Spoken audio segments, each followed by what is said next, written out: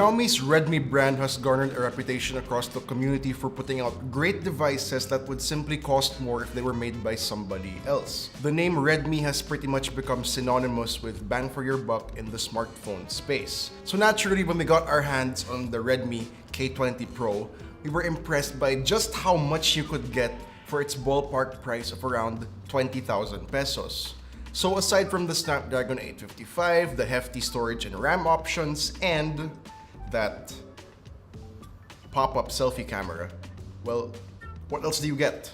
Well, for design, it's surely a combination of form and function, but it is missing a few things. First of all, it's a pretty hefty phone. It's got a huge screen and it's fairly thick, so do expect a bit of a bulge in your pants. The back panel sports 3D curved gradient glass that looks amazing, by the way. This flame red color we got here has that jean gray dark phoenix look going on. It's a fresh look that isn't super common right now. Also note the lack of a fingerprint scanner here, because we do get an in-display fingerprint scanner. And of course, we get the amazing bezel-less look thanks to the pop-up selfie camera. It does make a sound when it's activated. Boop, boop, boop, boop. And it has red LEDs, so everyone around you knows you're taking a selfie. What's cool though about it is that it also doubles as an LED notification light, so if you're into that, big points for function. The device also automatically detects when it has been dropped, so if you do happen to drop it and the selfie camera is out, it will retract automatically. You get a USB-C port and a headphone jack. However, the headphone jack is on top, which I understand a lot of people don't prefer. I personally don't mind it being on top. I actually like it better than the bottom, but yeah, that's that. One thing I don't like though is that we don't get expandable storage. Yeah.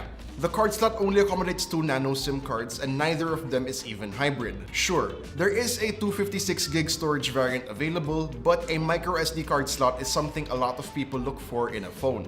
Other things we lack are honestly just standard flagship grade features such as wireless charging and water and dust resistance, which I can forgive simply because of the K20 Pro's mid-range price point. So yeah, for design, K20 Pro, it's pretty, it's functional, but it's nothing we haven't seen before. Still, it's actually really good. Now for display. So we get a 6.39-inch Super AMOLED panel with a resolution of 2340 by 1080. It's nice and sharp, it's bright, colors are amazing, blacks are deep, and it actually supports HDR content, which is a nice little flagship feature right there. OLED-based panel also means you get an always-on display, and with MIUI 10, you have a variety of cool options to choose from. And for protection, you get Gorilla Glass 5, which is nice. Though for whatever reason, ours got scuffed pretty easily, even if the phone wasn't dropped or mishandled. Checking out audio real quick, the downfiring speaker is actually pretty loud. It has clear mids and slightly less clear highs, but bass is lacking a lot. I guess it's okay to use for listening to music, but as with any phone with downfiring speakers, it's really easy to cover it up when you're watching videos in landscape.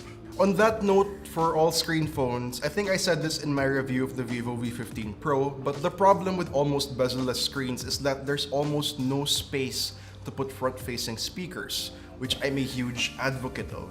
But the future is looking bright. If you guys remember, Huawei replaced the P30 Pro's call speaker with a vibrating screen, and just the other day, Xiaomi and Oppo announced their under-display front cameras. So the future is looking bright for under-display components, and I think audio will be part of that equation. So powering the K20 Pro, of course, is a Snapdragon 855 chipset with an Adreno 640 GPU, up to 8GB of RAM, and up to 256GB of internal storage. Our unit here has 6GB of RAM and 128GB of internal storage. Nonetheless, even if we don't have the maximum possible RAM for this device, performance is amazing. The Snapdragon 855 is truly one hell of a beast. I mean, look at our benchmark scores. Almost 370k in Antutu. So needless to say, anything you throw at it, heavy graphics games, multitasking, productivity, the K20 Pro can handle it all. But that's not all. Keeping it running is a 4000 mAh battery that lasts a long time. I mean, check out our video loop test. 27 hours and 36 minutes. And mind you, this does translate to actual everyday usage. Even on moderate to heavy use, at around 60% brightness, it takes a while for the battery to drain. The K20 Pro is surely a 2-day phone as long as you don't go too crazy on usage. And charging is pretty decent as well. So I'm sorry, I did make a mistake in our unboxing video. The included charger is 18 watts, not 27 watts. But still, even with the 18 watt charger, it only takes an hour to get from 20% to 100%, which I consider pretty decent. You'll definitely want to get a 27 watt charger though to cut down on that charging time. But in any case, the battery on this thing is legit. For software, we get MIUI 10 on top of Android Pie. Our unit unfortunately has the China ROM, but we did manage to install the Google Play Store, so all hope is not lost for us. But yeah, it's MIUI. It's simple, clean, and easy to navigate. Admittedly, less so with the Chinese ROM. There's also a lot of bloatware with the Chinese ROM. But hey, there are tons of tutorials online on how to switch to the global ROM if you want to or need to. The optical in-display fingerprint scanner is really fast, which is nice and all. But surprisingly, we don't get face unlock, which I find weird because even some entry-level phones have this feature. But I suppose this can be fixed with a future software update. So enough with all that, now let's get to the cameras. So for the rear, we get a 48 megapixel main camera, 8 megapixel telephoto camera, and a 13 megapixel ultra-wide camera. The pop-up selfie camera is a 20 megapixel sensor. So for the most part, photo quality is good under bright natural lighting, and the shots are actually comparable to that of the Mi 9s, though still inferior. Stay tuned for a full comparison between the two.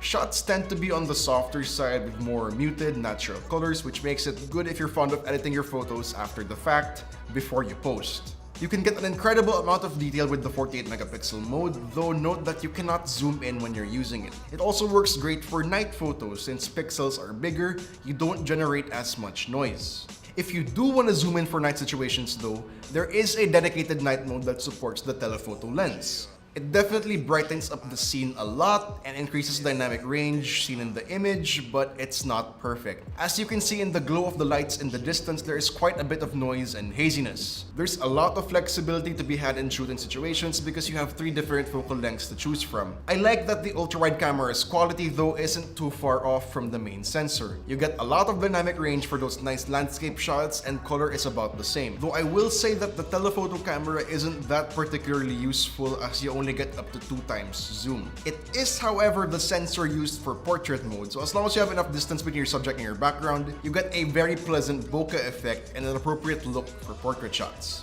For the pop-up selfie camera, you get really nice, detailed selfies with good skin tones. The beauty mode is decent at smoothing out blemishes without looking too unnatural, but I mean, you still know something's been going on. And in portrait mode, subject-background separation is good, though at times it's not perfect. For videos, you can shoot up to 4K at 60 FPS. Quality is impressive with sharp detail and good colors, just like the still photos. And electronic image stabilization is present. You also have slow motion and time-lapse options if you want to use them. So final verdict for the cameras, they're pretty decent, especially for this price range. But I will venture to say that this is one of the reasons why the Mi 9 is more expensive. It simply has better cameras. So, while the Redmi K20 Pro is not officially the Pocophone F1's successor, it does have everything it takes to be. It's not as cheap as the F1, but it does check all the boxes that made the F1 so great last year, plus more. With everything you get,